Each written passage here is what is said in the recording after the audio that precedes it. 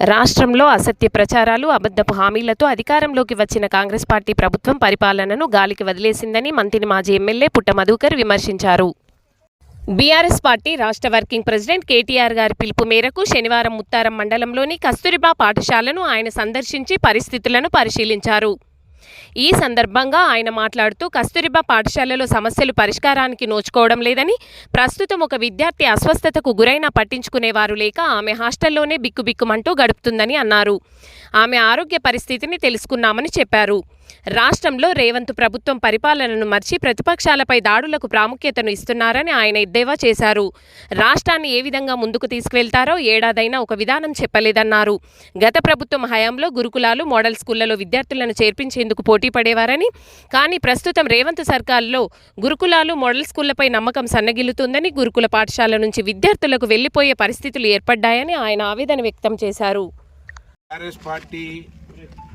కార్యనిర్వాహక అధ్యక్షులు కేటీఆర్ గారి పిలుపు మేరకు మంతని ముత్తారంలో గల కస్తూర్బా స్కూల్ను సందర్శించడం జరిగింది. కస్తూర్బా స్కూల్లో ఇదివరకు ఇక్కడ పిల్లలు అస్వస్థకు గురై చాలా ఇబ్బంది పాలవడంతో దీన్నే మేము మొదటగా తీసుకోవడం ఇవాళ చూడడం జరిగింది. కొన్ని సమస్యలకు పరిష్కారం దొరికినప్పుడు ఇంకా కొన్ని సమస్యలు ఉన్నట్టుగా ఒక అమ్మాయి ఇక్కడ అస్వస్థకు గురై ప్రస్తుతానికి ఉన్నది. ఉదయం నుంచి 2 సార్లు వామిటింగ్స్ అయినాయని ఉపాధ్యాయురాలు వాళ్ళు చెప్పడం జరిగింది. అనేక పాఠశాలలలో ఇబ్బందులు జరుగుతూ ఉన్నాయి. కొత్తగా ప్రభుత్వం ఏర్పడ్డ తర్వాత పరిపాలన గాలికి వదిలేసి ప్రతిపక్షాల మీద దాడులకే ప్రాముఖ్యతనివ్వడంతో ఈ రాష్ట్రాన్ని అసలు ఏ విధంగా ముందుకు తీసుకెళ్తారో ఇప్పటి వరకు ప్రజలకు ఒక విధానం అంటూ చెప్పకుండా చివరికి ఇక్కడ కస్తూర్బా స్కూల్లో మంత్రి ముత్తారంలో రికమెండేషన్ ఉండేది సీట్ కావాలంటే. ఇవాళ పూర్తి స్ట్రెంత్ కూడా ఇంటికి వెళ్ళిపోయిన పిల్లలు వస్తలేరు, భయపడతా ఉన్నారని ఉపాధ్యాయురాలు చెప్తా ఉన్నారు.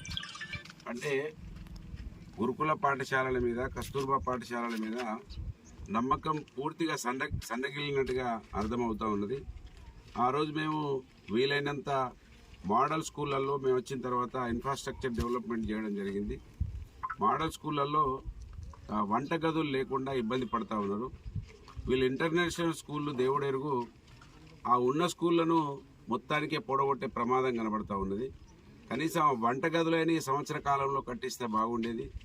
వంటగదులకు దిక్కులేనటువంటి వ్యవస్థ కాంగ్రెస్ ప్రభుత్వం ముందుకు నడిపిస్తూ ఉన్నది.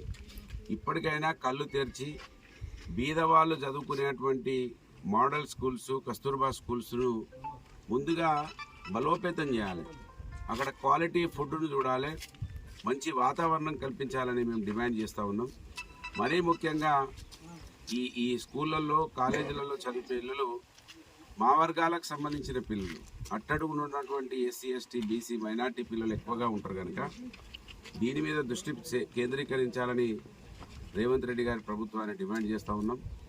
ఇది ప్రతి స్కూల్ను సందర్శించడం కేటీఆర్ గారి పిలుపు మేరకు జరుగుతుందని, ఈ నియోజకవర్గంలో ఉన్న మోడల్ స్కూల్స్ అన్నీ కూడా తిరుగుతామని తెలియజేస్తా ఉన్నాం.